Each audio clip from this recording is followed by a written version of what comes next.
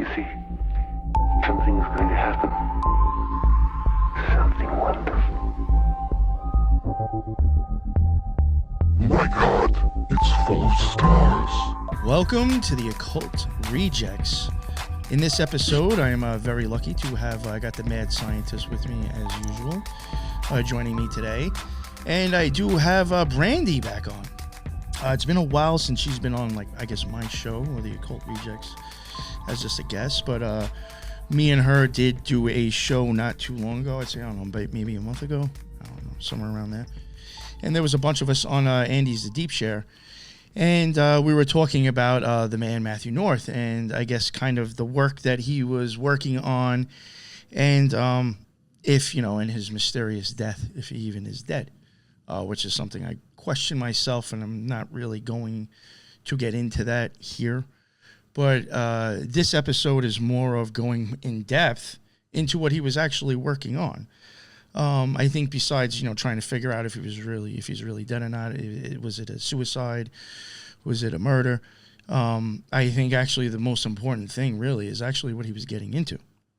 And, the weird thing I think about these topics that we're going to cover that Matthew North was looking into, I can say from my own experience and a few other people that I have come across in the conspiracy community these last few years, that when you start to even slightly talk about these topics, you do start to get shit on by multiple, big name podcasts. They tend to send their sheep-minded cultists after you. They will start to, send screwed up shit in your DMs. They'll threaten you.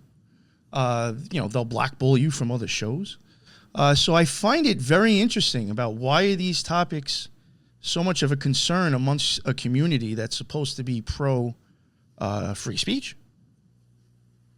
If we're supposed to be these truthing conspiracy shows that we claim to be, why are we so quick to become censorship fascists when we're talking about legit shit we can actually show proof about? So I think there is something very, very deep there. I think the things that we will be talking about in this trickles down. It starts with a few people and trickles down, and basically, in my opinion, a huge part of the conspiracy community is actually controlled. And it goes from one person down to the little piss-on Masons with their big shows. Trickles down. And I figured, since you tend to, believe it or not, it's funny, when you want to start talking about some of the major pieces of shit in the conspiracy community that are a little bit smaller, I guess maybe they have much more of a cult-minded fan base. They seem to go crazy and go after you. But it seems to be easier to maybe start at the top, because I think there's a little bit more questionable minded people with some of the people we'll be pointing at. But, just with that said, also just going forward, I can speak for myself, and I'm pretty sure for Lisa and Brandy as well. Threats aren't going to stop me from putting out this work. I do plan on doing more episodes on this and getting deeper and deeper and actually going from the top of the pyramid down to the bottom. And you'll see one big clusterfucks of pieces of shit mind-fucking the conspiracy community just to fatten their pockets. I'm not going to stop. You can threaten me with black magic. You can, say all sorts of crazy shit in my DMs. You can cancel me from shows. I don't care. The conspiracy truther community is not going to fucking censor me. And as this goes on, I'm sure more people will show up on this panel. And unless you want to fucking kill all of us, that's going to look real fucking shady, bro. So, tough shit. I'm not shutting up. With all that said now, we'll get into my co-host, Lisa, the mad scientist. How are you? How are you doing? I'm great, and I'm very excited to be here to finally be covering this. Yes. And cracking a crack into all of this. So, and plus, getting a chance to talk with Brandy and all of the research she's done. I'm very excited. Yeah, so am I. I know that this was even a topic that I didn't even know prior to even meeting you or having you come on the show. months after the fact. I had no idea that this was actually something you were hugely into, and actually compiled notes on your own. Yeah. So it's funny. I started listening to Aubrey Marcus, his podcast, and I forgot what he called it back then, but it was like warrior poet type thing, and it was back in 2011. I even started a Twitter account just to follow what he was going to be putting out, because I was like, this doesn't jive. Like, they're pushing psychedelics, and it doesn't make sense in the way that they're pushing it. Like, I know the whole science behind it, in terms of therapeutics and stuff like that. I get that, and I've seen the literature on that, but the way that they were pushing it just seemed too trendy. Like, it seemed too much. And so I started following it, and then the Rogan and everything. And then over a course of years, you just start to see it grow. And then you hear how the startup companies are coming, and you're like, man, this has just been baked into the pie this whole time. So, yeah. Yeah. Well, thank you for offering to do bring your work to the show. And I know for Brandy, it's kind of been like the same thing for you. I know that you're kind of like following this, I think, for a bit yourself, right? Yeah. What was it that I guess like really got you interested into like looking at this stuff, if you don't mind me asking? I was just wondering, like, what was it that was just like, this don't seem right, or something seems off? Me or Lisa? You. Right. Oh, Yeah. It was when I got exposed to smaller podcasts being reached out to or being infiltrated by certain, little groups, and using them to influence what people who follow them think, or try to lead them down certain roads, and then even reaching out to these smaller podcast creators and using them for shaping operations. And that's when I pulled back, because I was like, this is these ain't just big people. Like, we know that big people get offered all kinds of different sponsorships, and they're easily swayed without even looking, because they don't really look into anything when they agree. But these smaller people do, and money talks. And so when you have a small group and you think in this community, you're like, okay, the smaller the better, because you can converse with everybody, you can compare notes, and everybody's putting in work, and you're following that person that put it all out there and made you a community. When they get compromised and they go after the money, it makes you see everything, like how it just.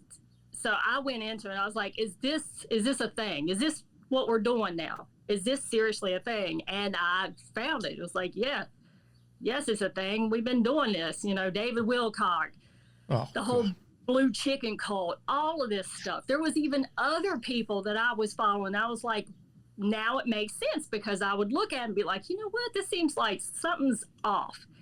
And they'd be mentioned. And I was like, wow. And that's when I found Matthew North, because he was saying the same thing. Like, hey, these people right here are compromised.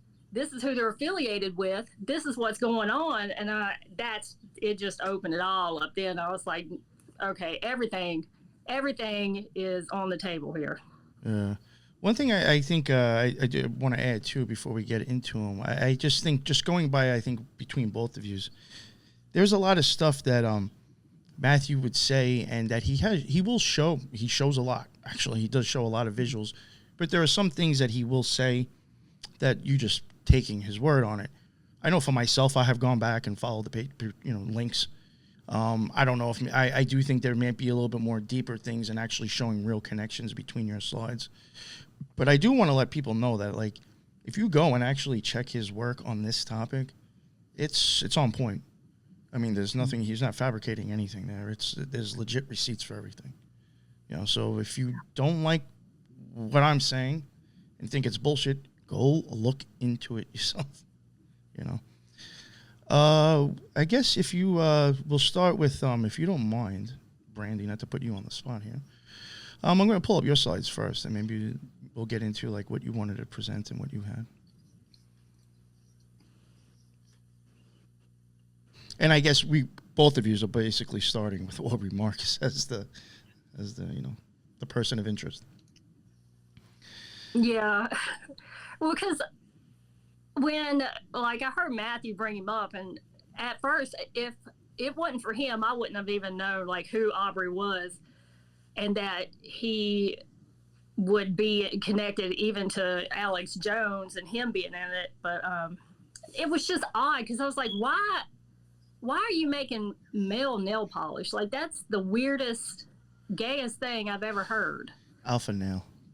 Yes. I was like, I have got to look. Like, why? What is... But as soon as you even search for Aubrey Marcus, the first things that come up is everything that they've been trying to push and that we see now. It's like these open relationships where you could be married, but it doesn't matter. You just sleep with who you want, and polyamorous movement. He wrote up something on the Burning Man festival.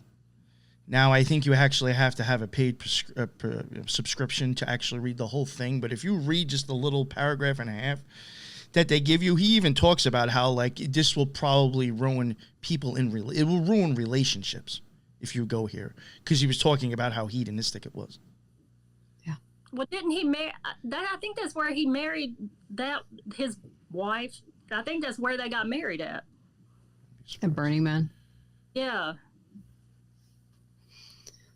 Yeah, he would go on in depth about because they are in a polyamorous relationship, into where she would go on these dates, and he had to deal with, or at least he would talk about how he would have to deal with her going on another date and potentially sleeping with the other guy, and that it was essential for him to basically murder his ego, and this was essential, and this is how he did it. It doesn't seem right. You know what I was... Yeah. You search him, and that's all you see is, like, sex with this and sex with that, and the open relationships, and it seemed like that is what he is weaving into this brand. Well, something I just wanted to maybe mention before we even get into this a little bit further. Maybe, between all three of us, I'm sure we could sum it up pretty easily. But for some people who may not even know who the hell is even Aubrey Marcus, I'm realizing we're kind of just like starting off with, like, his adventures over here. But maybe we can give, like, a little background, because, like, I even do think, like, his family or whoever stepfather, I know, like, his family was, like, not all whatever. There was a step parent in there somewhere. A lot of them, I even, think, like, who knows if his family was connected. But, maybe we could start back by, like, I guess, like, how did he become who he is? Onnit. Yeah. I mean, I know Onnit's a good one. I'm pretty sure, like, wasn't his, like, family was involved in making the fleshlight as well? Yeah, the stepdad did the fleshlight. His bio dad was a traitor, loosely. His mom is a tennis pro, and the stepmom she has kinds of alternative medicine brands. She's put a PhD up in her name, but she doesn't have one. She's not a real, like, doctor of medicine. She's a herbalist, Chinese medicine. Yeah. And then we go into eventually, I think, like, it's kind of where I think the connection is with Onnit. That's kind of like the big thing that I would. Yeah, because that connected him. Well, the stepdad let him in, and the stepmom is who. I think that was the whole thing they were trying to gloss over, is his stepmom came in and she helped him with formulating all the different products that he puts out. And he had referenced it like, hey, this has been board certified and this, that, and the other. And then come to find out, it's like, but it's your stepmom and she's not really certified for shit. But even in her statements, she was like, well, even when Aubrey was young, she would experiment on him with different herbs and different formulas that she was trying to put together to see what his performance was in school and then even athletically. So he's put into this weird thing where his parents are experimenting on him as far as the herbs and the alternative medicines go, but then he's got the stepdad who's talking about dick all day, and even having the kids, because they were teenagers, in on the business side of the fleshlight. And it's like, okay, now we understand when you search up Aubrey why it's all about this sex thing, because that's kind of where he was coming from. And it was on both sides, right? Because it wasn't just a stepdad that was coming up with this artificial vagina type, product. His real dad had basically was doing, well, she was doing all this trading. We'll get into that a little later, but that he actually introduced Aubrey into the psychedelic experience and sent him to go do his psychedelic journey early on in his teenage years. Yeah. Right? Yeah. And so on both sides, you have this very alternative upbringing, I think. So it's very interesting to read the blips of his upbringing, and then how well connected his parents were. Yes. Yeah. And I think it seems like they try to hide who they were connected to and what they were, especially with the dad. Yes. I mean, the dad had so much going on. I'm glad that I had found that Reddit post that Matthew North had referenced that one time, because it's off of Reddit. You can't find it on Reddit. I actually found it on Tumblr. It came up, and I was like, great, because I needed this as a map so that I could find where it is. So I went through every step. Every time they said, well, his dad was involved in this, I went to go try to find it. And I went through hell to get all those different links, but they're there. Yeah, they are. So when you look it up, like, oh, he was a great trader. No, he wasn't a great trader. He was named one of the world's best. He's better at trading than Soros and Buffett. He was one of the top. Is he confused? Yes. He was included in that book called, what is it, Wizard Traders or something like that. There was a book that was put out early on, and he was listed as one of them. And as a matter of fact, he was he was partners with the guy who actually came up with the computerized training system. They worked together, and they came up, well, I don't know but the other guy, I think, is Ed Sekola or something, and from MIT, and he came up with that computerized system, and he was right there with him because he was working with him at the time at the company they were together. So I mean, that's impressive. You're there at the beginning of it, and they said he had a knack for it.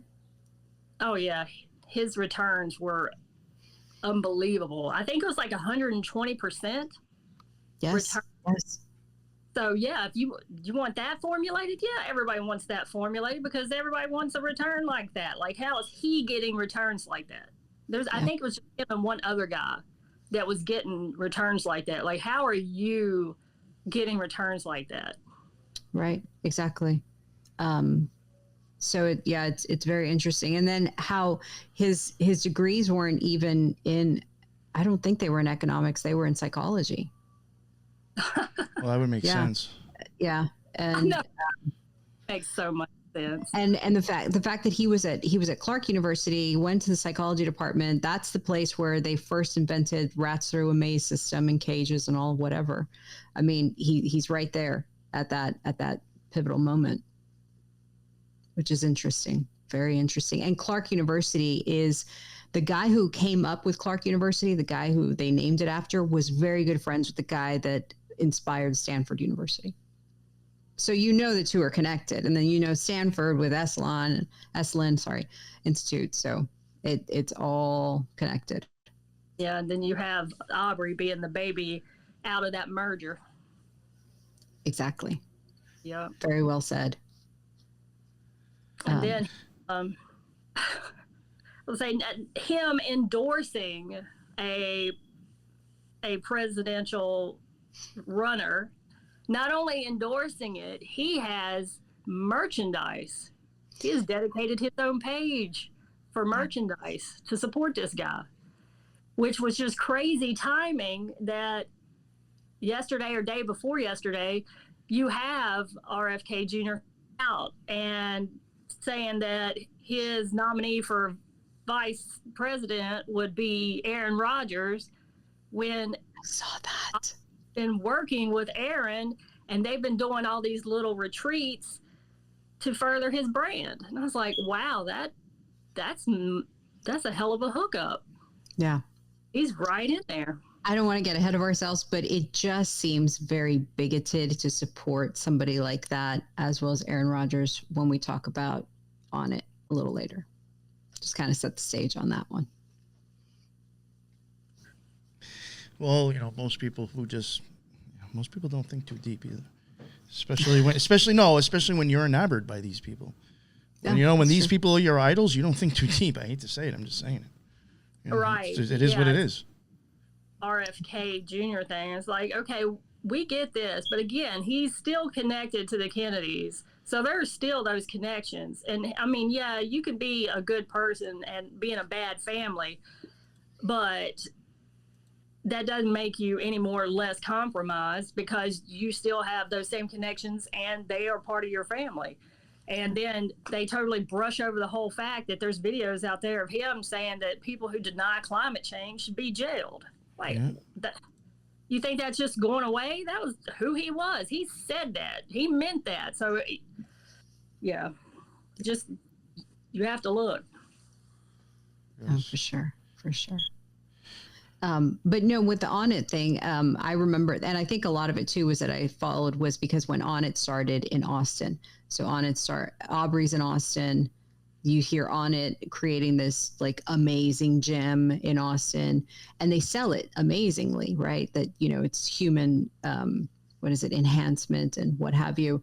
So it's like every CrossFit gym junkie's, best dream or whatever, to go to this thing, and they market it that way. And Austin, Texas starts to be like the backdrop, I think, of what's to come with all of this. If anything, they start setting the stage there in Austin with Onnit for what's coming post-COVID. Isn't that like, I know we'll get into this later on, but I mean, even that, like, it just seems interesting to me. You got Elon Musk associated with Texas, Alex Jones associated with Texas, Joe Rogan associated with Texas, Aubrey Marcus associated with Texas, Masons love Texas, Rotary Club started in Texas. A lot of Masonic shit started there. A lot of Aleister Crowley's handwritten work is in Texas. Correct. Most of his stuff that you can look at that he wrote, the major part of that stuff you can even view is in Texas. That's like the hub for his handwritten shit. And like, if you go like Lisa did, you will even see things in his notes that don't make it on to the books before they get published. Right. I don't know. Something about Texas. Something about Texas. So, all right, we basically, we mentioned Alpha Nail. I mean, it sounds a little weird. We got Onnit. I don't know if you want me to go over to your next slide now. I'm trying to follow along with it. Then of course, there's that him posting that on IG, and then of course, because Kennedy can't get on Instagram, he had to retweet it over here, thanking his friends. So now we get to see, okay, they are associated. When he brings up the Aaron Rodgers situation, they are a group. They're not just casual friends. No, they are very good friends. Yeah. And I think he's even good friends with Rogan as well. And they all have that same mentality of like which was funny, he even brought that up, like the whole working out and, it's a spiritual situation, because a lot of these people he's got around him too, they all have that same similar background of they had some type of drug abuse problem and came to this breaking point, and all of a sudden here they are, they're so spiritual. And so that's how they're getting into this ring with Aubrey, is that he had a little gym, I guess, in his garage or whatever, and they started coming over there and doing that, incorporating that. Oh well, we can take these neuro enhancements, and that's going to do stuff for our brain, and then we're going to mix that with some spiritualism, and then also do this gym thing, and it's just going to be a whole force with it. So they've came out with their own collective branding at that. Like, from out of the gym, we're going to grab all these people. We're going to grab the people that want the neuro enhancement, and we're going to grab the people that are all spiritual, and then we're also going to go and inject that straight into the gym rats, MMA, professional fighting, and now we have a force. Yeah. And it's funny you say that, because it's like the first 101 to this whole thing is that, oh, you had an addiction problem? Here, try these psychedelics. This will be the beginning of your journey. And that's, again, there is evidence to prove that. I'm not disputing that. I don't think that's really what we are here to dispute. It's that it's tailored and pushed in so much. When you start to look at who is funding a majority of these psychedelic companies, you start to see, oh, I see. Now they want to push it because the people are in line to now profit from these startup companies. Yeah. Well, and then have them, just like in the 60s, when they put this stuff out, it wasn't for your benefit. Right. Exactly. Because you're easily controllable after that. You think you're in this movement and not understanding that they are controlling that movement. So when they are legalizing these drugs, it's not because they want you to have the real experience. No, that just means what they get to do now is they get to manipulate it, insert and reproduce it, and give you a chemicalized strain. And then on top of that, they're going to come out with this new music with these big stars that you typically listen to, but now they're doing meditation music. Well, that works just great together, because you're going to be at this level on these GMO'd acid trips, listening to some subliminal messaging from Outcasts telling you how to think. Yeah, next thing you know, you're in a cult. Yeah. All the while taking those neurotropics that have been board certified and tested. Well, I mean, even speaking of Outcasts, I mean, in a cult, I mean, you could possibly find yourself in the New Wabi Nation. It's funny how you pick them, and it's like, well, they are associated with one. Something I did want to mention, just like, real quick, it could be nothing. I do find it just coincidental, especially when it comes to psychedelics and mushrooms. It wasn't until Life magazine, which a lot of people question as being CIA run to begin with, it wasn't until they confirmed the existence of magical mushrooms did we even know that they existed and could take and eat them and get high. They're the ones who published something and got that going. And Life magazine's also the first ones to hand us not the film, but photography of JFK's assassination. That was held back for years. And then Geraldo shows everybody the video. But so, I do find it interesting how... Who is a comedian. And that's all of them right now. Look, Geraldo's got the gym boxing. Then you have the comedy. Yeah. That's like a Rogan campaign. Yeah. Rinse, wash, repeat. And all the people that fall under him tend to think that they're very funny as well. Well, that makes you easier to... Well, it makes them easier to believe that they're good people. Yeah. Silly. You would trust them. But no, I just do find it again, with the mushrooms, it's even that, I think the way that it's being handed to us has been an operation in a sense, or controlled thing. But wasn't most of the discovery of psychedelics kind of like a inside op to begin with, and they were the ones that brought it to the forefront of the American, zeitgeist, I guess you could say. And Yeah. I don't know. And so you knew about, I mean, like people in South America, they knew about ayahuasca, but the US didn't know about ayahuasca. It wasn't until the actual government went down and started tinkering around with this stuff. And when I say government, I mean like MK Ultra-esque, Nazi-esque type information or whatever. And they bring it back to the US and they start tinkering with it. And then they make it, you know, okay or acceptable, so to speak. Yeah. I think that goes on a lot. Yeah. What you just I think it described. You see that a lot, especially like you mentioned MK Ultra. My opinion, you see a lot of that bouncing back and forth between the United States and I think Germany. I think so too. Yeah. Yes, very much so. It's almost like this is what we, you know, like going by like even things that you have told me like in the science community now, like how things work. It's almost as if like Germany handed their research papers over to America. And now we're going to either prove that to be right or make it better.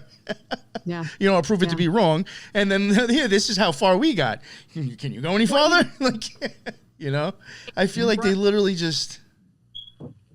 It seems like they try to be like, okay, Germany, U.S., Russia, we're all at odds. When no, actually, us three are exactly who is bringing about this spiritual and psychedelic revolution all over again, because it all came from the same place. Because even with Esalen, those ideas came from Russia. Yep. They're running the same race over and over again, rebranded. Except for this time, you're not going to get the real stuff. We're getting synthetics. It's all synthetic. Did you want to mention anything on this slide? It looks like it has something to do with the $110,000 investment. I don't know if you want to his because Aubrey is, you know, so connected or whatever. And I looked into this Bode Miller guy, which is so crazy because you have this guy who is an Olympic, I think, what was he? Olympic gold medal skier. He's into cybersecurity. Like, he's into some tech group now. It's like, how does that work? How are you a skier and now, you know, you get moved over to a cybersecurity system? But I'm assuming he probably got that contact through his mom, since his mom was in, you know, professional tennis and stuff like that. He got introduced that way. But that's who had made like that initial investment for Aubrey to start up Onnit. And then, of course, when his stepdad was like, hey, I'm going to put some advertising in the Rogan because he just so coincidentally got his podcast going, this is going to be your open door. And that's exactly how it happened. He bought up enough ad space to where Rogan was like, I can't exactly tell Aubrey he can't come over here because I kind of owe this man for buying all this ad space. So when he gets on, the first thing they start talking about is, I think it was like Alpha Brain or something like that, because Rogan wanted him to develop a supplement. And, you know, his stepmom's right there. He goes to her and says, hey, we need to put this together. And that's what happened. And that sold Rogan in on it. And he became co-owner at that point. Yeah. You know, not to, I'm sure maybe we'll get into this person later on. I don't think we'll not in this episode. But I even find that interesting. You're talking about, like, you know, like Aubrey basically having to come on because he's basically funding it by, you know, paying for advertisements or whatever. One of the first, I think maybe, once Rogan was, like, monetized, I think the first episode he did, I probably have the number written down somewhere to get specific, but he had Ethan Nadelman on. That was the first time that he did not have commercials in a long time, and he even made, like, you know, an announcement about that. And, like, Ethan Nadelman is associated with the Drug Policy Alliance. I mean, this is a guy who literally accepts money from George Soros. Yeah, you don't have commercials on now because you got this motherfucker on. Yeah, and I think that's who's paying you today. Dennis McKenna was on as well. Like, as soon as he was set free, supposedly, from commercials, now you have the Drug Allegiance, and then you got MAPS. Yeah. So somebody's sponsoring it all the time, even if they're not coming out. It's like, the way it looks is if that person is on there and he's entertaining them. He's being sponsored by them some way. I mean, Connected of some like, sort. this is like something that blew my mind. And it was like, it was one of the many things once I got into podcasting that was upsetting. One of my boys went to hit up, this was before Jordan Maxwell passed away. I hit him up to ask him to come on his show. And it was $500. And it's just like, like I didn't know it was about the money, Jordan. It's always, somehow you got to get, I guess if you don't have a show with sponsors pushing it, you got to charge for your fucking voice. I don't know. It's sad. Well, even now we have these podcasters who are sponsored, who also have their own businesses, and they're still charging. Yeah. You want me to come on and talk to you? I'm going to charge. Yeah. All right, so let me go on to the next one. Not that I'm trying to rush you on. I just want to make sure. Oh, no. Because I keep just throwing in random things I'm thinking about. I don't want to take it off course too much. So, yeah, you can go all through it because it's. And now we got Jason Havey. I don't know if this is Onnit. Oh, yeah, Onnit to Unilever. Mm-hmm. Yeah, so like a year before Unilever bought that, he had gave over the. Some of it makes it seem like, oh, he stepped down as CEO. He just gave over the title and he kept doing the operation part of it. And even Unilever says that they bought the brand, but they're not in the daily operations of it. So everybody is still operating as it's set up. But the guy he had put in place there, and that's another thing, like everybody on here, every last one of these people mentioned, they have their own podcast too. Like Aubrey's mom and stepmom, all of them have their own. Every trainer, all of them have their podcast. Yeah, I think they left Aubrey as a brand ambassador, is what they call him. With the product, the idea behind it. So they just basically let him free to do some other stuff because he does have that. What was that fit for fellowship thing still? Where you out the ass like per month or per year for them to just contact you to make sure you're getting off the couch and doing I don't even know what. But that just ties into that means you can also buy some of these brands over here from Onnit, right? To enhance this over here. And he preaches on both sides that the spiritualism and the try some ayahuasca, go on these retreats. We need to do these retreats all together. What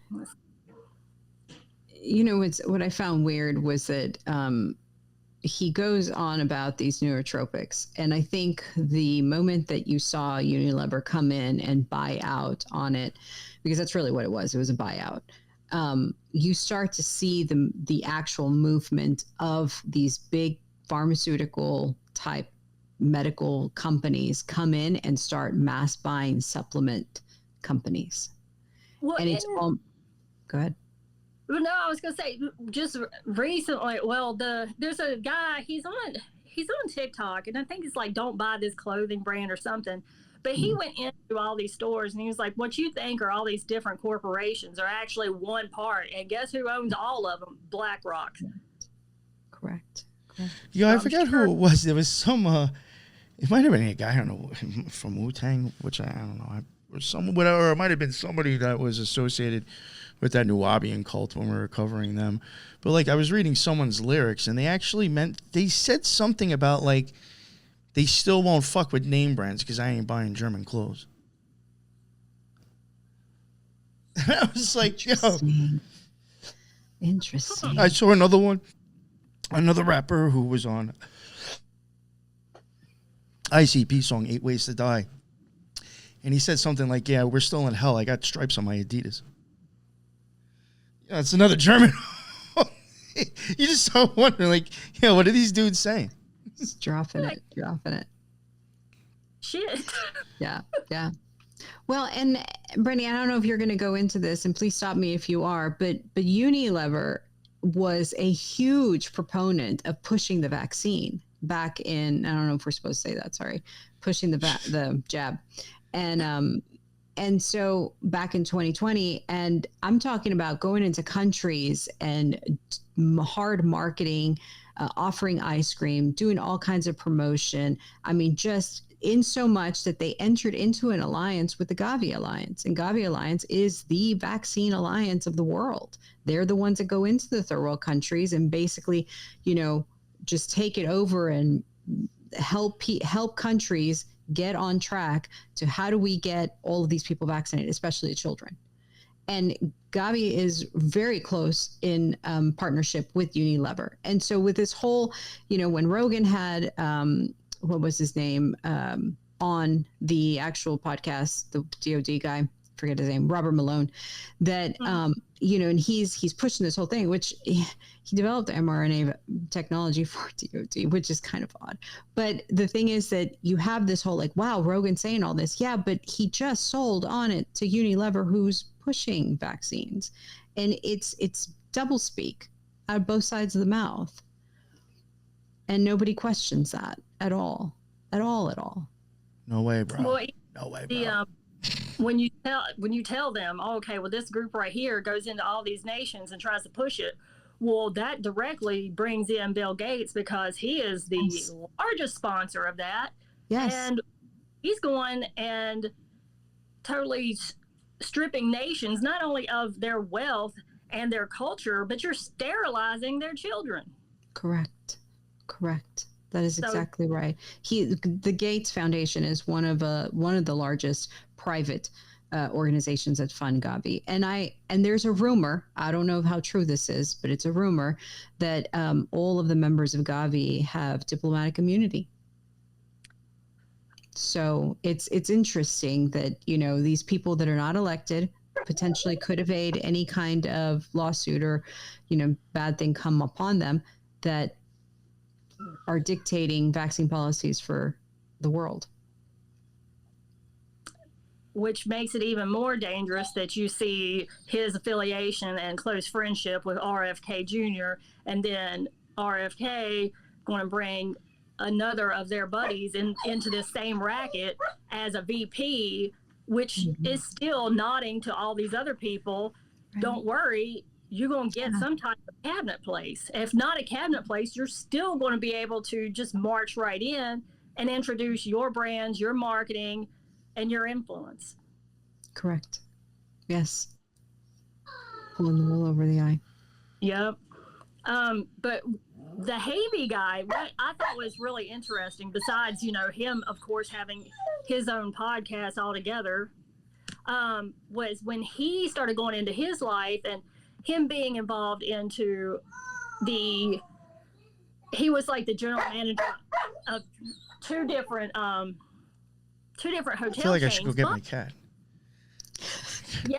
I thought I heard, Lisa, was that your cat earlier too? I was like, we got a cat, we got the dog going. I need to go get my pet. What the fuck? Sorry. But he was in the military, and actually, I think he was like, I'm trying to find it on here because I'm sure I put it up there, but he had something to do with military intelligence of a helo group, and that just introduces exactly what Matthew North was trying to say when he was arguing with Sam that day. He was like, you are not a part of the CIA, but you have direct connections with them because you have intelligence officials and officers connected and in there with Rogan through all of this. And it just shows you that they like that combination. Right. Yeah, that's exactly right. Well, I would even say from stuff that I've just recently seen, if you were somebody that went down the avenues of starting to look into addresses and businesses, that man trying to shit on Matthew is probably because he doesn't want other people getting the same idea about him. Because you'll see some funny stuff if you look into his name when it comes to businesses that they're shared with. That's interesting. Not for nothing. He was military intelligence analyst for a Black Hawk helicopter unit. Is that a slide that I have that I can show? Yeah, I think it's like it's my page 4. Oh, okay. Oh. Yeah, you went all into it. Yeah, it's that page right there because I highlighted right. Yeah, for the where it Black says- Hawk helicopter unit. Yeah. Yeah, Interesting. yeah. It's like okay, so And they're both now- general manager of the Hilton Madison Monona Terrace and the Sheraton Madison. which it coincidentally a group called Marcus Corporation bought both of those hotel chains. Now I've been. It would be nice and convenient if I could just find that they're connected. Like Marcus Corporation is directly affiliated or the same family as Michael Marcus. I haven't found that yet, but And it is very coincidental, though. yeah, it was Two. so. Yeah, it was too coincidental because it was exactly those two chains in that city that Jason Havey so happened to manage. So weird. Come on. That's funny. That's funny. Try to be slick. What about the Yeah. All American Burger here? That's what I'm saying, because even Marcus Corporation is buying out restaurant chains like Big Bob's and stuff, and I was like, One- have to be. One thing I didn't look into with this that Matthew did mention, he said that it might have been mafia associated, that burger place. I mean, that was one of the few things I really didn't deep dive into. I was more into like other things. But he did make that claim that he thought that. Well, That's that right. He did. I mean, it's funny because it's like there's one on Long Island, and I'm like, it's funny because people say that about that one. Yeah. But you know, I'm the like, one that's they interesting. mattress places. It's like, will somebody please mention the mattress places? Yo, you know what was funny? I was doing when I was working on the Smiley Face Killers deep dive that we're working on. I don't know how somehow I came across like a mattress firm, and just like it was like looking on them at Visipedia, and I was like, yo, just looking at all these like, it just looked weird, just in black and white. When you start seeing like CT Corp popping up again, or you start seeing like this one person owning all these tons of them, but yet they're not even on the map. I was like, and I was like, all right, I got to get away from this. I was like, I've always thought there was something with mattress firm. I really do think it's probably money laundering because there's way too many of them. Nobody's buying all these bets. And I think somebody else, they brought it up as a joke, and I was like, nah, that's a good point. The Long John Silvers, who the fuck eats there? Why do they still exist? How are they paying? How are they being funded? How are they a thing? Yeah, I mean, I know like the situation I'm going to mention right now, I did find was weird. And it was like when I lived in Queens, like there was like this store that was like VCR and like you're going back from like then or back like older repair shop. You mean to tell me after COVID and everything that store's still fucking open? It's like a rate. Now listen. Now I understand like that technically, for all I know, because I have known situations like this, that place might have been bought by like a family member, and they just actually have it, and it doesn't matter if it fucking makes money or not. They just own it and they haven't sold it. But like, just to me, it's just like, you know how many businesses, like if you were to actually pay attention to and look at and be like, how the hell is this place open? Yeah. How are you even making enough money? Especially in like, out on Front Street. Like, Oh, yeah, no. so I'm sorry, this shit was on like Northern Boulevard. I was like, dude, really? They're not making rent, but yet they're making I'm rent. like, yeah, there's money coming through there. It ain't for fucking fixing VCRs. VCRs. 8 tracks and everything. Yeah, I was just like, come on, really? Keep it going. All right, so All American Burger, and then we got this other one over here. We got a bunch of stuff here with Touchstone Resources. Yeah. Chinese energy.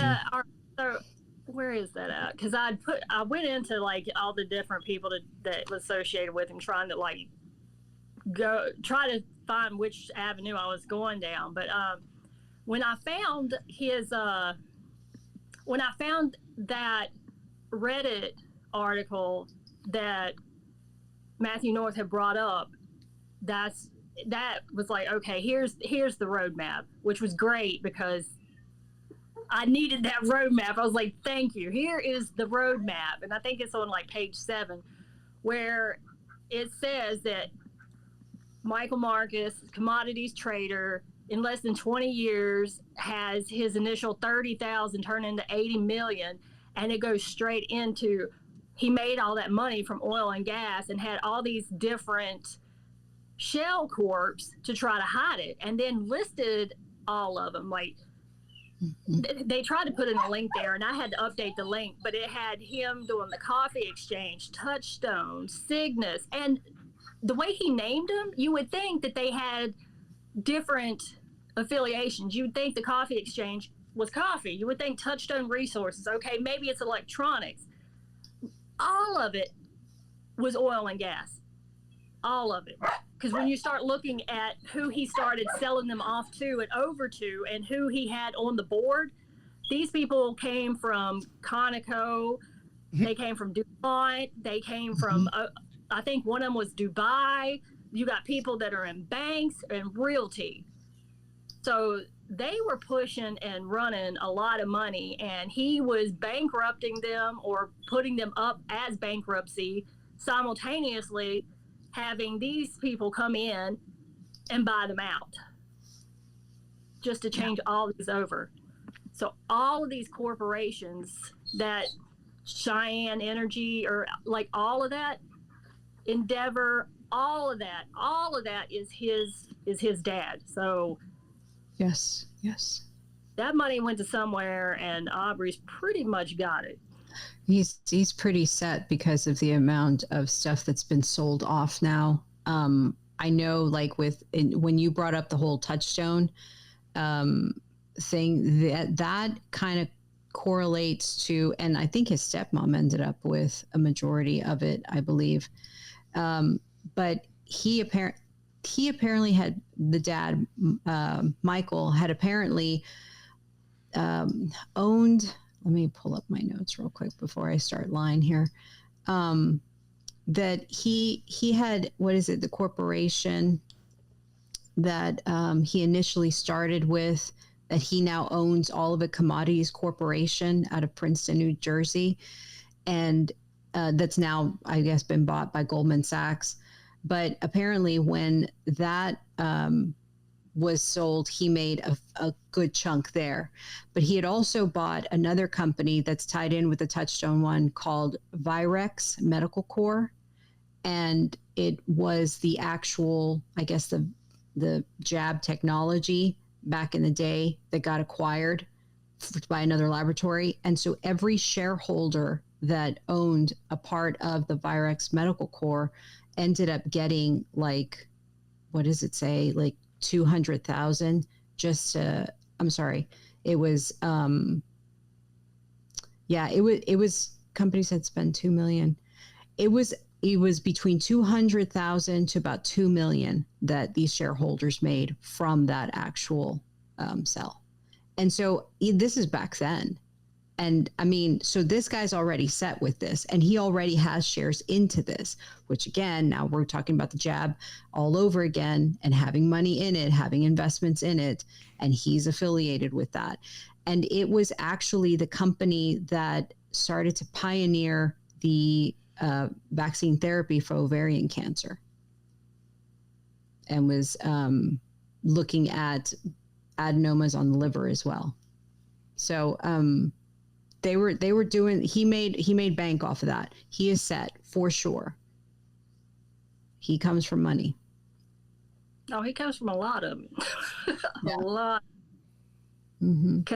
And like yeah, I was gonna say the All-American burger. You're thinking, oh, okay, this has everything to do with food. This has got to be a food corp, and it's like, no, it's actually I think it's Cheniere. I don't know how you pronounce it. Cheniere, Shanray, whatever, Energy Corporation. Mm-hmm. It's just all a front, and then yeah, the same address will pop up, I think, for something else too, right? Something like that. You can actually. I remember going down that trail myself with All American, looking it up for the business aspects of it, and you could start seeing, I think, like other things attached to that address, or following the people's name attached to it. You see other things they own. It was something like that, where I started seeing like, oh wait, what's going on here? Exactly, because it's like so incestuous. You can't follow one hole without ending back where you were to go to another one that comes back to where you were, and you're like, there's 100 different people, 100 different names, all associated with the same root corporation, Right. which was what he had put out. The communications, he starts naming people with that. So I started putting down, like, you have that, you got Touchstone, Endeavor, Scio to Medics Group. So you went right in there. They just say that, oh, he had that con mark. I'm gonna call it con mark. I don't care. Yeah. Out of the Caymans too, out of all places, and that's 100% owned by him. And then off of that, you can't exactly go search this SEC place. I had to go around it to get some of these. And when you get in it, you can't really get out of it because it'll tell you have to get a login for it all. But when I got in it and was able to expand all these different corporations, I started seeing, okay, he was giving shares to these people. And then I started looking at who he had involved, who he was naming. And I started going into, well, okay, we got these people involved. What do they own even? And I mean, all of them is oil and gas. That's probably why he moved to Texas.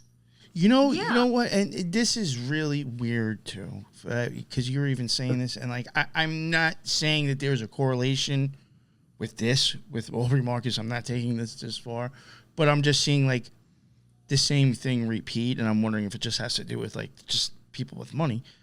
We were looking into like smiley face killers, and I was starting to like look into the chiefs, medical people that were there at the time of these things, the bars themselves that these people left, and I was looking into see if people had businesses. And one of the chiefs was attached to a Boy Scouts place. He was like, I think, a director or whatever, with 66 other people listed under this company. And I'm going, no lie, about 70% of them were all energy people. Yeah. Then you had lawyers, judges, and investment people. And I was like, this is weird. All associated with the Boy Scouts. Yeah. Well, and then I even went and saw how much money this one place was even worth. It was ridiculous. I posted it on Twitter. I was like, I never knew Boy Scouts were so lucrative. Like, it was billions. Oh God, it's because of those motherfuckers that are in there. Yeah. Girl Scouts too. Yeah, it's not just the cookies. Something's going on with that. Didn't Michael? Sorry, but I just want to say, and that was in Texas. Yes, it's in Texas. Have to be, of course. Didn't Michael also have an affiliation with Encore Clean Energy, which was a commercial solar company as well? So the whole push for solar energy starts to. Well, you know what? I even kind of start in Texas, in that whole area. I could be wrong, but no. If it was even involved in oil and gas and something, he probably had something to do with it, because it's endless how many shell corps he had. But what I thought was funny is me looking into some of these shell corps and then some of these other oil and gas companies. It had this CO2 injection thing, and it showed me the map, and I was like, this funny as hell. Did you have them coming out with this climate crisis right now and the CO2 situation? Like, oh, CO2 is so bad, we cannot be doing this. Well, these oil and gas companies are injecting CO2 directly into the earth for better. The fracking. Well, yeah, for better gas collecting or oil collection. And I looked at the map of where they had proposed to do it at, and I was like, if they wanted to do it there and they wanted funding for these type of injection sites and oil recovery, would that be a reason for them to push Biden to shut down the Canadian gas line coming through the Rockies and everything, because they wanted to do all that fracking, and that would have interrupted their money flow, because they weren't using that system. They weren't selling that system. They were just bringing the Keystone pipeline right down. So they would have shut down the operation for them to inject all these sites, which are causing, well, we just seen that with like Elon buying up what should be a nature preserve, but it's not. So he's just going to, you know, fuck the birds and the wildlife. We're just going to put a tarmac there. But you have these corporations coming in, injecting the CO2 into the earth, causing death to any of the forestry around it. You're polluting water, you're polluting the air, the people get sick, and if you also have half of your money into the same solutions that are going to cure these sick people, you have one hell of a racket. Right. No, agreed. Again, and you know, you have, speaking of the whole Elon thing, and I won't get off on a tangent on it, but you have Elon on Rogan trying to promote these EV type vehicles and how it's so much better for the planet, it's such a better vehicle, whatever. Yet no one questions why Elon put his gigafactory right smack dab to the Austin energy plant, literally a stone's throw away, and never skips a beat with energy. Yet we have blackouts all the time, and it's because people are using too much. Has nothing to do with the fact that they never lose power once. Yeah, and it's coal and gas energy plant to power his gigafactory. Who was that guest that went on Joe Rogan's show and said, "Yeah, I figured I'd support the show, so I bought a Tesla"? Who was that? What's his name? Wayne Ludwig. Was it him? Ludwig. Yeah, I always thought that was interesting if you heard that one. Yeah. And they both moved to Texas around the same time. So, well, meaning Elon and Rogan. I don't know about that Dwayne guy. Oh, I think he has like some martial arts gyms, which, you know, that's right. all in their realm here. I was looking too at like some of these boards. They all are board member of this, that, and the other. And this one guy, he was in real estate, but he's a board member. He's got the Memorial Hermann Healthcare System, Pride International, which is actually another shell corp, the Good Samaritan Foundation, Fannin Bank, Sunbelt National Bank. There's Camp Eagle, which God knows I didn't even search. I don't even want to know. That could probably go into something. And Bluebell Ice Cream. Yeah, which is out of Texas. Yeah. I can see that going with martial arts. Bluebell ice cream? Yeah, Bluebell. Maybe. You would need it after. Yeah. Well, what's funny is the whole, you know, the Unilever offering ice cream to get the jab. Apparently, they own Ben and Jerry's, so of course. Holy shit. Yeah. Yo, and isn't there a thing going on where the Native Americans are telling Ben and Jerry's to get the fuck off their land and they want it back? Yes. Yes. Agreed. So I have just a little bit of the same, what Brandy covered, not as in depth, but it just kind of more of a review on that. Basically that, you know, Aubrey was born Michael Aubrey Christopher, and then changed his name after his psychedelic experience to Aubrey. And then he also, I think he changed the name in the state of Texas as well to reflect Aubrey Michael Marcus. And it was because I guess they were confusing with his dad or what have you. He kind of coined the total human optimization part of the company for his Onnit Alpha Brain type thing. And Alpha Brain is his basically key product or keystone product that he markets off of Onnit. One thing that I found interesting about Alpha Brain, you know, and the whole time, and we'll come into this in other episodes, is about the new thing that's coming on board is prion disease. And one of the ingredients in Alpha Brain is supposedly an organism, an extract of a moss fungus. I could be getting that wrong, but anyway, that interrupts one of the pathways that prion uses to flourish in the body. And so in my mind, I'm thinking, how did they know this already? So I'm not saying that their stuff is legit or it's not legit. Not here to discuss that. It's interesting that they would place something like this in a nootropic when prions really hadn't been coming on board the discussion or whatever. But yet you see the affiliations with the jab companies, whether it's with the dad, whether it's with Rogan podcast or anything like that. And in the next few years, we'll start to see why prions are affiliated with the jab, and then enters in Alpha Brain, and the fact that it got bought by Unilever, and that they want to make, the Alpha Brain, whatever, Universal. They wanted to sell it worldwide. So it's interesting. That just seems like a very, I don't know, pivotal moment to be in when that happens. They'll make it an over-the-counter product. Yeah, I think so. And, you know, it's funny, y'all were talking about how you have to pay to be on, or that when people go on somebody's podcast, they want to pay.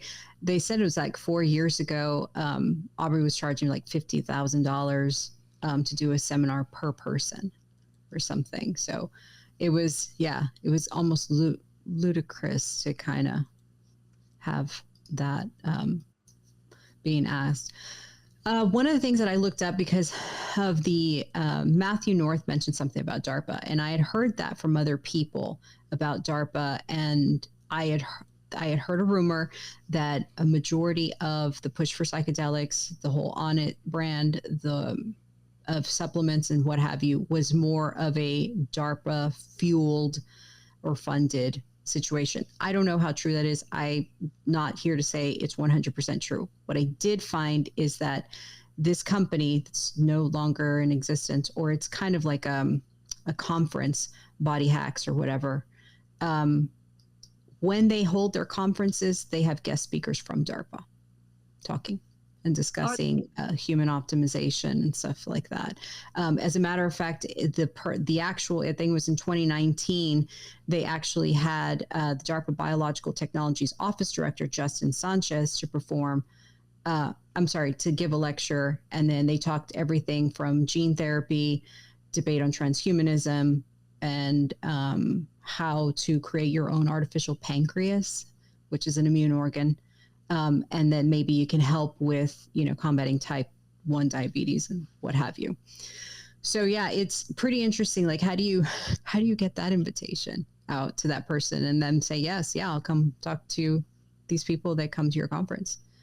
So that, I believe, is no longer, I don't think they're holding Body Hacks anymore. So I don't know what happened to it with that whole end of that. But it's a pretty, if you go to the website and you read some of the past events and some of the blogs, very interesting topics, what they discuss. It's pretty transhumanism-esque for sure. These were the companies that supported the actual conference. So I thought that was interesting. Netflix. I'm sitting here reading some of it too, and it says NPR. cyborg culture at large. What? Yes. But I'm wondering, like, that's directly tied into how everybody's bringing up the Wellness Corp now, because you had this company who's directly tied to DARPA offering sponsorship to these podcasts. Right. Yes, exactly. So it's And apparently at these conferences, they had vendors and sponsors that, like, we're talking about implantable technology, fashion tech, everything and anything about CRISPR technology, Cas9. Cas9 comes into the whole thing with the jab. RFID implants and other new nootropics that are coming out on the market. So they're pretty cutting edge with the whole total optimization of the body. Which it's weird that he would have access to that, not ever, this is going to sound stereotypical, not ever being heavy into a biology program or having gotten a degree in that or something like that. But to have, I'm not saying that you cannot, I'm just saying it's odd that you would have so much knowledge and so much access to these scientists and people like this, not ever having had that pedigree. academically. Brings Elon back into the picture. Yes, it does. Yes, He it needs does. Mm-hmm. No, for sure. And then the next one that I found was interesting. He writes the foreword for a faculty member that is faculty at Esalen Institute. So he talks about how this guy changed his life. He's read all his books. This guy, Paul Selig, probably getting that name wrong. He claims he's a clairvoyant and claims that he is in contact with the guides, as they call them, beings of higher intelligence, and they share voices and wisdom with him. And they are a collection of beings known as Melchizedek. I don't know if I'm saying that. No. Yeah, Melchizedek. And I thought that's interesting because doesn't Melchizedek, wasn't he the priest of Elyon Well, that in also Hebrew? goes straight into the whole Gaia shakedown. Yes, it does. I mean, It there's does. even the order of Melchizedek that's involved with things. I'm not saying this is the same shit, but like there was even stuff like that, I think, involved with the Franklin cover-up, maybe. Something like that. There were people associated with the order of Melchizedek. It's very weird. Yeah. And then the last one I got is, this one's pretty peculiar. He currently serves on the board, or the advisory board, of the Center of World Philosophy and Religion. This actual organization is founded by Mark Goffney. And Mark Goffney is actually a rabbi turned New Age guru, a polyamorous spiritualist. He has been accused several times of sexually assaulting minors during some of his teachings, and he is currently teaching or has taught at the Tantric sex school and holds lectures and what have you. He's been on Dr. Phil trying to clear his name. A lot of people are saying, no, that's, he has, that wasn't legit, whatever. Some people said, well, he was young and she was not that much younger. I personally don't know. I wasn't there. But from what it seems like, he teaches, and I quote, that I was convinced from an early age that religion had lost what I believed must have been its original erotic vitality. I knew that the sexual, if liberated and ethically expressed, must somehow hold the mystery to return to a much larger than sexual eros. That's one of his main teachings and philosophies. So it's interesting. And supposedly he's very good friends with him. Well, then you have I don't know if it's just the one or it might be a couple that were accusing Aubrey of trying to assault them in that type of manner and then withholding monies and endorsements for not sleeping with him. Yeah, it's very. Oh, wasn't there a fighter that had to deal with a situation like that? That's right. Yeah, I wonder if I have that in my notes. You probably do. Yeah. This one we already talked about, the Unilever to acquire Onnit, which I found pretty interesting. And this was how much different organizations contribute to Unilever. Well, even looking into like Unilever's, when they changed their brand over to this, softer, and it's like, okay, but have y'all looked at their U and gone all through that? Like, Look at all the symbols that they're trying to use. This is true. And they control a lot of household products. It's not just bar soaps. Oh yeah, they are a huge control company. A lot of, everything from bar soaps to Ben and Jerry's to you name it. It's almost like it's kind of like how people just assume that these companies only make cereal. It's not like, no, they're also making like 80% else of what's available in the store. Exactly. It's like they're all over everything. You just don't even notice. Just like Unilever is. Yeah, exactly. And knowing now what we know about all of the injuries from the jab in these third world countries, especially to young children and stuff like that, to kind of hear of this partnership, it just, I don't know. The optics don't look good. How's that? Well, it doesn't make sense. Mm-mm. You know, and see, like covered. this is even like, this kind of goes back to, I think, like the way people are with politics and conspiracies. If you go by what's being handed to you as like the popular opinion, you have to, if you were to do any research on your own, you would realize there is a lot of flip-flop. And you know, there's plenty of times where it's like you'll even see, like, other people will see it, it'll be posted, it'll be covered, and it's like people will still see that and choose not to believe it. And it's like, it's really, I think it's disturbing, actually, because it's like, this is a part of what I think comes with like magical psyops, which is why I think why I'm bringing up the conspiracy in the political community. So any of these politicians, like Brandy was even pointing out before, this guy's saying that, you know, if you're not going green, you should be thrown in jail. Like, but now all of a sudden he's here to save you. Things Trump has done, but he's here to save it.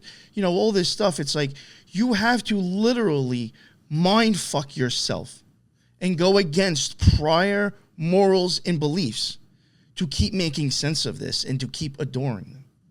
And I think that's actually like a serious fucking thing that's done when occultists are doing what they do.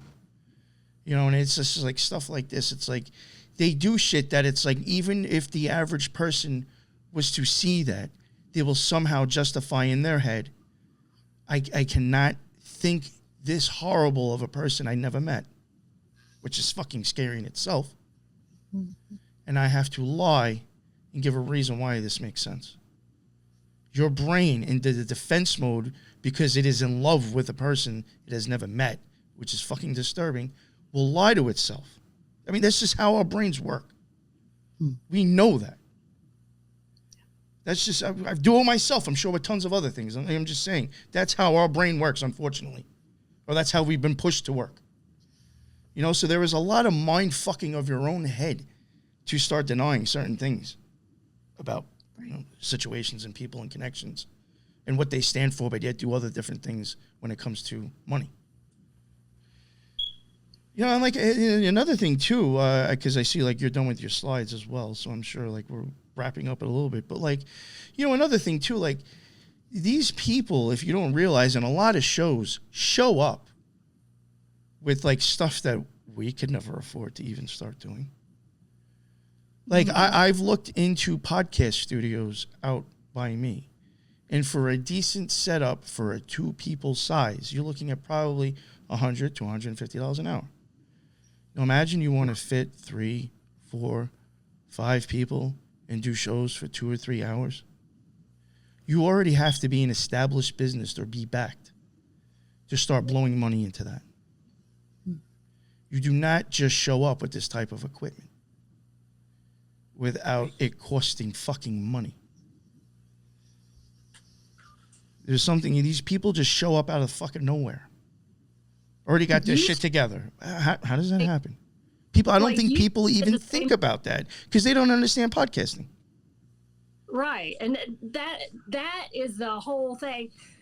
Like, the podcasting seems to be like the anarchy approach to YouTube. They're like, oh, well, I'm just going to do a podcast. I don't even have to do the YouTube. Not understanding it's the same thing. You've seen all YouTube people being pushed out. Well, you didn't even realize, one, everybody that you was sitting here looking at, and they were making all this money in these mansions that were empty as hell.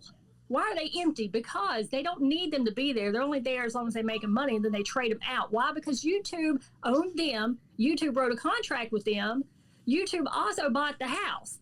Well, in podcasting, it's the same thing. These people are individually contracted with a corporation that is buying and renting this space for these people to talk about certain points that they need touched on as a contractual agreement, and they're also not allowed to say anything contrary to that contract agreement. Correct. Yeah. So it's all marketed material. And who are they marketing it to? And that's the thing, is that, you know, what I had thought prior to ever stepping into the podcasting and helping out, what I thought was the actual populace left that wasn't going to be swayed, that was going to question everything. They were the people that were latching on to trying to seek the truth and listening to conspiracies against the people. They are the ones being the most influenced by these people that we just basically outlined, that are bought and paid for. Yeah. So yeah, the UFO, I mean, I hate to always, but that community, that cult, they are the prime example every time. Every time. You're wanting to believe something that was developed and is still being propagated by the same people you swear are the bad guys. But you hang on every word they say, like, oh, there are saviors. And it's like, oh, God, there is no savior. If you don't save yourself, you're assed out. That's it. There are no saviors. None. Agreed. Yeah. You know, a lot of those, like, again, even when I was getting at with the studios, that's why you're going to be monetized on everything. It's because you need to pay that shit. And when it starts to come to that, you're just going to put out what sells. It doesn't matter if it's real or good. And it's entertainment, and they're not going to market it as entertainment. Nope. I mean, not even going to even in like the last, I don't know, 10 years, I mean, with memes, it has, like, I think, in a sense, kind of, I don't want to say dumbed down, but it's just made things very basic to where I think the human mind that are like, is in this conspiracy community just doesn't even think too deep anymore because of memes. They figure that's just like whatever that meme says and that's it. You know, so like you can easily have shows that are dick and fart jokes with a couple of like basically ignorant nonsense talked about, and motherfucker thinks it's gems. Mm-hmm. It's like, no, this is just the dumb shit that everybody loves, and we're going to keep pushing it because it makes money. You're going to get that a lot.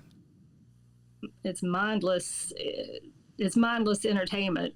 It's shifted off of the regular TV because we're not watching it over into podcasting, because now you can just listen to mindless things, and it's an easier access to your brain when you're just listening to something, but you're focused out because you're doing other things. So your mind is prime real estate for that subliminal. God, yes. Right in there.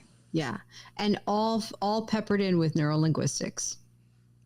And that's the big thing too. It's like there is so much of that NLP going on that I've stopped and had to go back just to listen to what somebody said, because I was like, I'm listening to this again. You're not saying what you're saying. Yeah, I've purposely listened to Tim Pool for his neurolinguistics.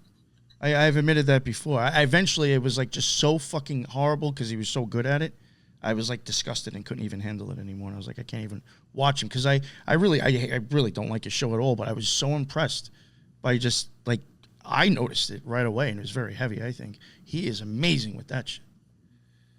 Mm-hmm. And yeah. And again, like, and again, he fits into, if you think about it, going by pictures and people he's hung out with and shows he's ended up on, he's inside that whole fuckery too.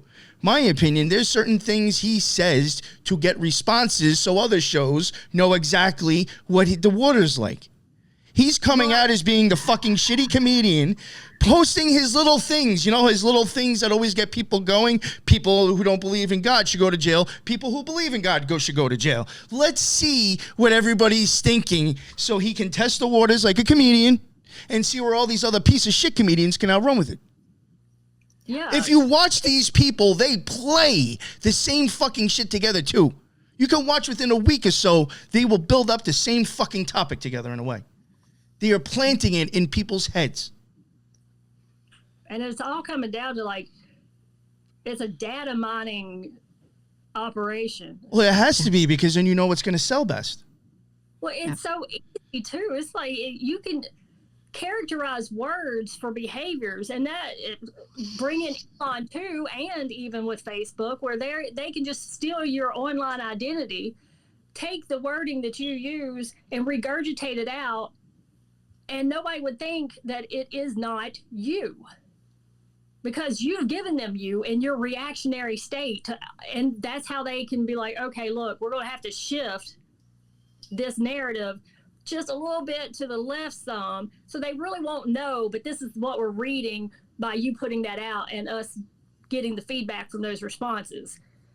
And I know that's exactly how it's done, because I do that in my job itself. Like, I was looking at the rates of like the ED recidivism, like where they keep going back and keep going back.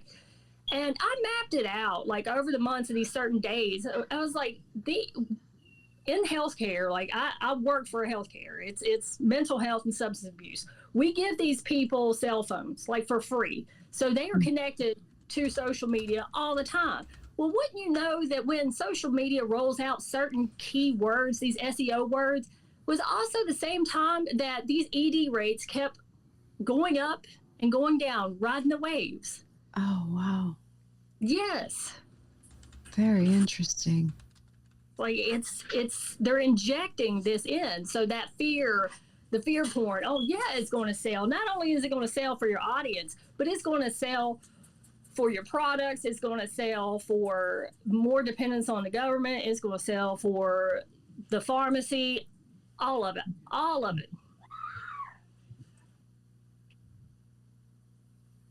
Sorry. Well, I will say this. I think the new oil is data. Data definitely is the actual oil, the new oil. Yeah, no, I could see that. Yeah, that makes a lot of sense. Well, again, I've even said that I think that's being used in the true crime community. So, I mean, I really do think there is a lot of data analysis in alternative communities. You know what I'm saying? I mean, this is a funny thing too. It's just like, you get conspiracy theorists thinking like, oh, since we're not using like all these apps and going on the TV so much, like, they don't know, they can't really influence us. Well, no, they're just going to go wherever else is going. They're going to go to the alternatives and fuck you there too. They're parasites. I mean, come on. We got them.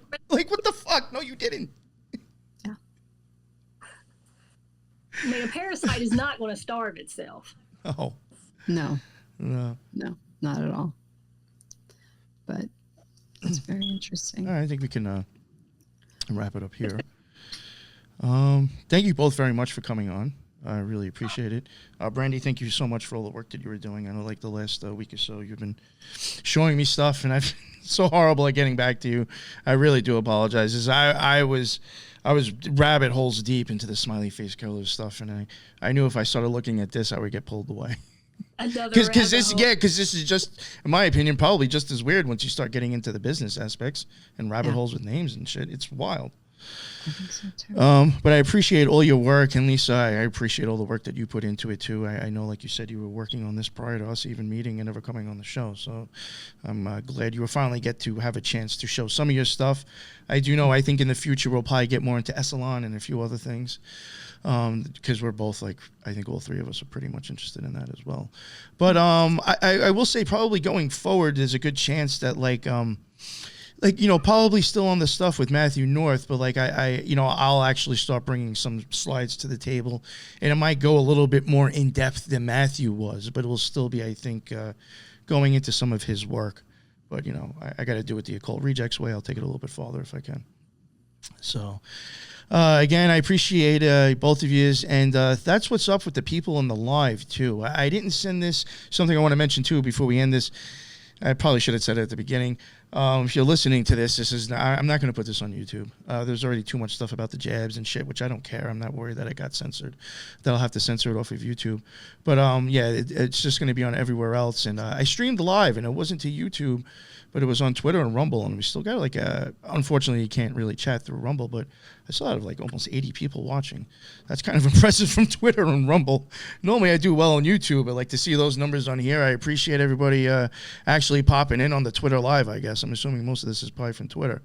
That's pretty cool. I wasn't expecting that. I guess maybe this is a hot topic, or people might have enjoyed it. I hope you did. And again, I could say for myself, and I think even for them again, I don't mean to keep speaking for you, but even for myself, and I should have said this at the beginning, this isn't coming out of hate or jealousy. I don't hate any of these people that we're talking about. I really don't know them that well. Just from what I'm seeing that they're doing and the stances that they do on certain topics, it's quite obviously they're bullshitting and lying. And you can see, like, in my opinion, stuff I didn't even get into. I mean, Aubrey Marcus's logo was like fucking Masonic as fuck. You know, and you got one of his butt buddies basically using the same exact logo in his fucking Twitter header. So, I mean, you know, what's going on here? You know, I mean, there's even like occultism that I think is involved in this. So, like, that's what bothers me and upsets me is when I see the community. You know, I'm just going to keep it real. I'm going to keep it really 100% real here. I left the OTO thinking that, like, that was a psyop and that people were ignorant and dumb there, and it was very upsetting. It did upset. It upset me because I did think I was going somewhere maybe to learn. And not too long after being into this community, I realized I got duped again. It fucking sucks.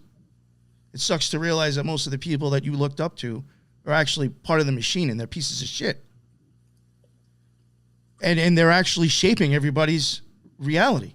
And it's fucking scary to see, as a magician myself, to see people have such strong holds on people. It's to the point to where it's like you could say you will read or hear a sound associated with a figure that you've never met, only seen and heard. And if it's not said correctly with another sound or a couple of drawings after it, it will flip a switch of hate in someone's head. That's because this motherfuckers have their claws in your brain and you are controlled by them. That is an animalistic response. They are magicians and they're fucking you. That's why it bothers me. It's scary to see this shit. It's upsetting. It's like, wow, I thought I was getting involved around people that are actually trying to help. And when you see all the logos and all the occult symbolism and all the phrases, you're like, no, it's just, I guess, is this what you do when you experience magic? You leave the order you're in and start fucking everybody? You start your own little fucking cult? Because I'm not about that. I thought I was here to help people. And I clearly don't think the majority of the who's who is here for that. That's just my opinion. So I hope people can maybe suspend their fucking beliefs that they've had prior and just pay attention and listen and look. Because you will see, we're not making this up. This is not bullshit. And after 10 of these things, you can't keep making excuses anymore. Because that's proof right there you are fucking mind controlled. You have been MK Ultra'd after 20 times of being shown an occult symbolism used by a podcaster. If you want to keep denying it, it's because you're fucking controlled. Let the fucking cuffs off. Free your fucking mind. Please. That's all I got. That's the end of another Occult Rejects, and until the next one, everybody be well. Later.